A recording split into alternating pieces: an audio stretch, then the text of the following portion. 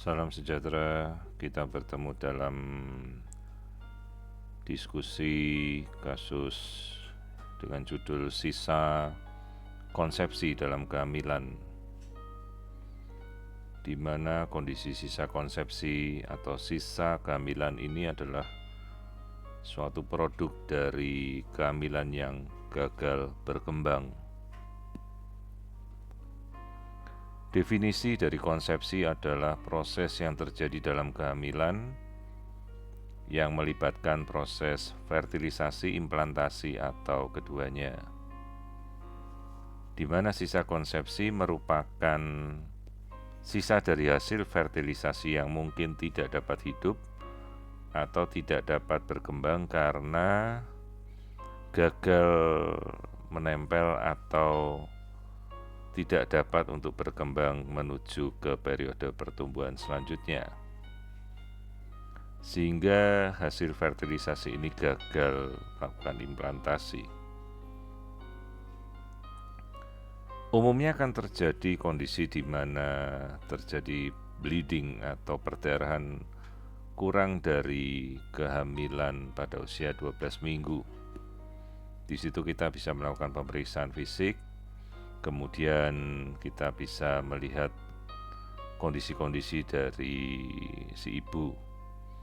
Apabila terjadi nyeri abdomen atau nyeri peritoneum dengan tanda-tanda akut abdomen dalam kondisi tidak stabil, maka kita harus segera melakukan resusitasi atau kemungkinan membutuhkan tindakan operatif seperti kuretase.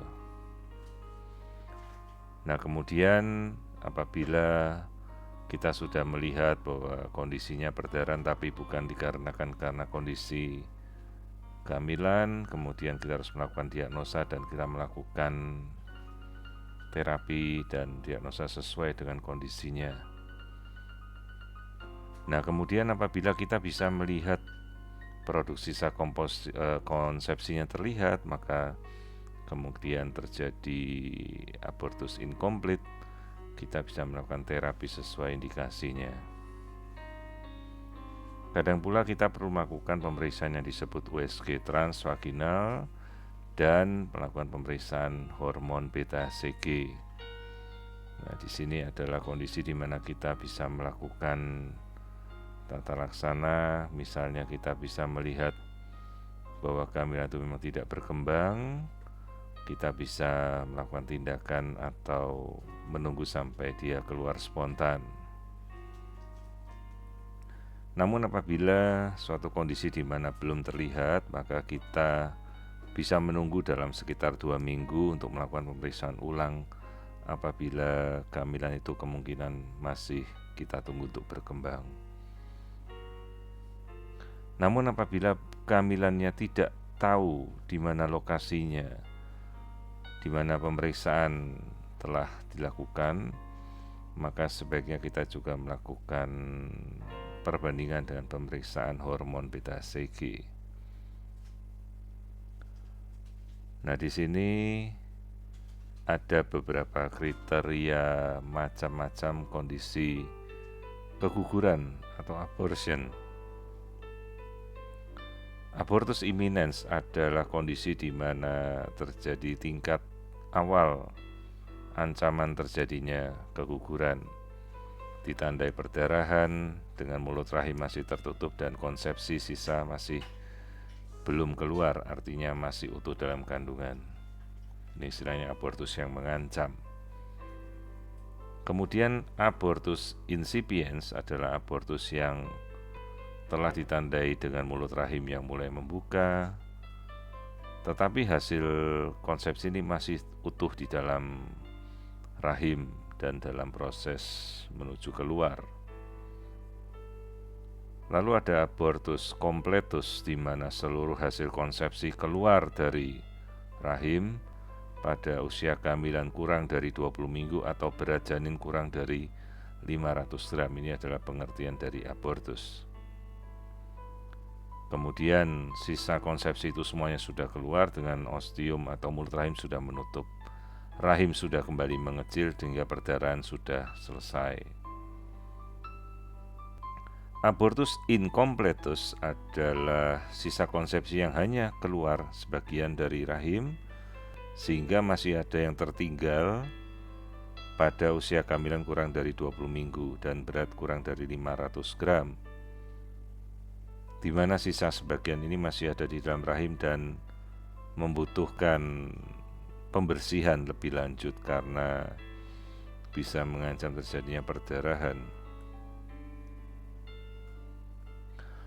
Nah, di sini adalah contoh kasus di mana kita melihat kasus abortus yang belum keluar, jadi masih berada di dalam, di mana kehamilan ini tidak terjadi perkembangan janin. Kita bisa melihat kantung kehamilan, namun janin tidak tampak atau tidak muncul. Jadi ini adalah kasus di mana terjadi misabortion atau abortus, kehamilan keguguran yang tidak bisa keluar secara normal. Sehingga setelah ini kita perlu melakukan tindakan, bisa dipilih jika memungkinkan untuk dibersihkan dengan obat. Tapi apabila kondisi tidak memungkinkan karena pasien jadi perdarahan, maka kita lakukan kuretase.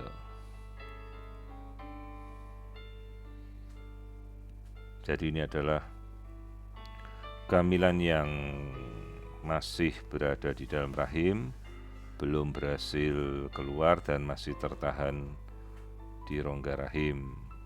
Sementara kita bisa melihat ini adalah ukuran dari kantongnya 8 minggu. Di sini kita tidak melihat adanya perkembangan janin sama sekali. Jadi struktur kuning telur ini berkembang tanpa adanya janin.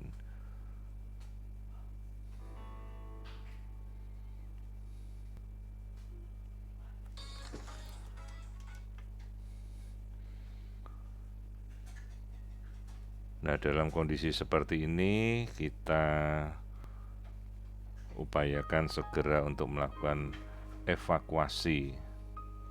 Nah, ini adalah kemungkinan dari janin yang terlihat tanpa terjadi perkembangan, 6 mili.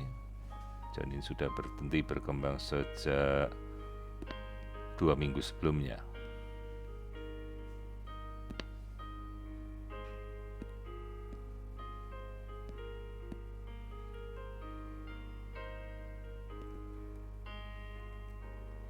Nah, di sini kita melihat keseluruhan bagian dalam dari kantung kehamilan. Di sini yolk yang tidak terpakai, artinya seharusnya dia menjadi cadangan makanan. Jadi janinnya tidak berkembang, janinnya mati sejak awal. Maka yolk ini tidak ada yang menggunakan. Jadi ini adalah kasus yang sudah gugur sejak 2 minggu periode sebelumnya dan harus segera kita evakuasi. Ini janinnya, ini yolk. Jadi ini seluruh kantung kehamilan yang sudah tidak bertumbuh.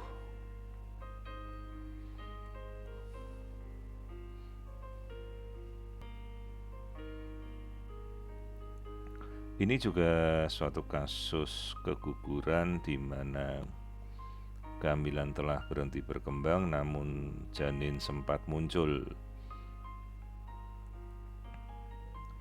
Jadi ini yolk sebagai cadangan makanan, namun akhirnya janin ini berhenti berkembang pada sekitar 6 minggu. Jadi sempat muncul janin ada detak jantung seharusnya sebelumnya, namun kini kita tidak melihat lagi detak jantung pada janin. Jadi ini adalah suatu proses keguguran.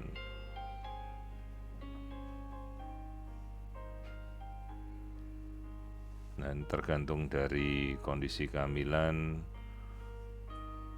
kita perlu melakukan evakuasi. Sini kita melihat aktivitas Doppler tapi dari pembuluh nadi si ibu, sehingga pada janin ini kita tidak melihat aliran darah, arus darah.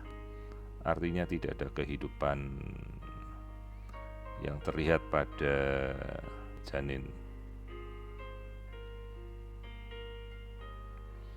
Ini adalah kasus kehamilan yang juga gagal berkembang,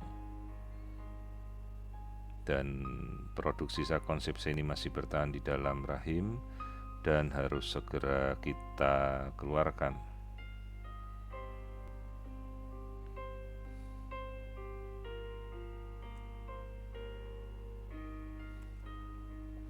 Nah, ini contohnya dari kehamilan yang gagal bertumbuh, di mana yolk sac ini tidak berkembang, tidak ada yang memakan sebagai cadangan makanan, dan janin gagal bertumbuh lebih lanjut. Jadi ini sisa konsepsi yang harus segera kita evakuasi. Itu adalah yolk sac dan ini adalah janinnya. Nah, bagaimana kita membedakan jenis-jenis abortus? Umumnya pada kondisi abortus yang iminens, perdarahan masih relatif sedikit, nyeri perutnya sedang, dan rahim sesuai usia kehamilan, mulut rahim tertutup, tidak ada gejala tanda-tanda keluarnya jaringan konsepsi. Pada abortus yang insipiens atau mengancam, maka perdarahan semakin banyak, nyeri perut semakin hebat, rahim masih sesuai usia kehamilan, dan mulut rahim mulai muncul pembukaan, namun belum ada ekspulsi jaringan. Pada abortus incomplete, perdarahan semakin banyak, nyeri juga semakin hebat, rahim ukurannya sesuai usia kehamilan dengan mulut rahim terbuka, di mana terjadi pengeluaran jaringan sebagian dari sisa konsepsi. Pada abortus komplit, perdarahan semakin sedikit, nyeri perut sudah menghilang, rahim mulai menciut, lebih dari kecil dari usia gestasi, mulut rahim bisa terbuka atau tertutup, dan sisa jaringan ini sudah keluar dari rongga rahim. Pada kasus misabortion, tidak ada perdarahan, tidak ada nyeri perut, usia hamil menciut rahimnya, lebih kecil dari usia kehamilan dengan mulut rahim tertutup. Janin telah mati tapi tidak ada sisa konsepsi yang keluar, jadi dia tertahan di dalam rahim sekian lamanya.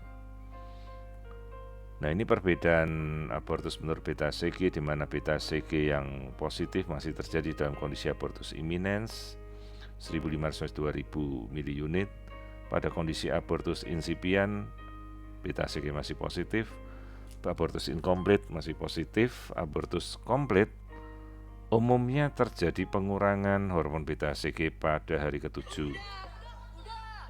Dan pada kasus misabortion, umumnya beta CG ini sudah akan semakin negatif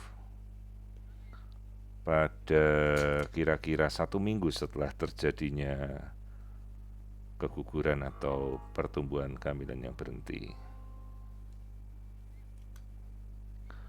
Nah, di sini kita membedakan sisa konsepsi dan kehamilan ektopik, di mana tempat implantasi pada sisa konsepsi adalah di dalam rahim. Sementara kalau kehamilan ektopik berada di luar rahim. Mulut rahim pada sisa konsepsi dapat terbuka dan kehamilan ektopik ini tertutup karena tidak terjadi kehamilan di dalam rahim. Nyeri konsepsi pada sisa konsepsi bisa ringan sedang, namun kehamilan ektopik bisa saja tanpa gejala dan nyeri semakin hebat bila kehamilan ektopik itu pecah atau ruptur. Pada kondisi sisa konsepsi atau keguguran normal, maka rahim akan membesar, sementara kehamilan ektopik rahimnya tidak membesar.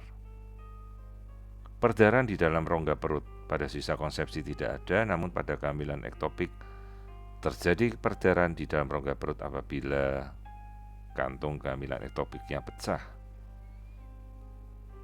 Dari pemeriksaan sisa konsepsi, maka dari temukan USG terdapat massa di dalam rahim atau rongga rahim dengan peredaran darah yang terlihat. Kalau kehamilan ektopik, maka rahimnya kosong, massa kompleks akan muncul pada sisi kanan atau kiri aknexa atau sisi indung telur bila belum ruptur, dan ditemukan cairan bebas di rongga perut apabila telah terjadi pecahnya kehamilan ektopik.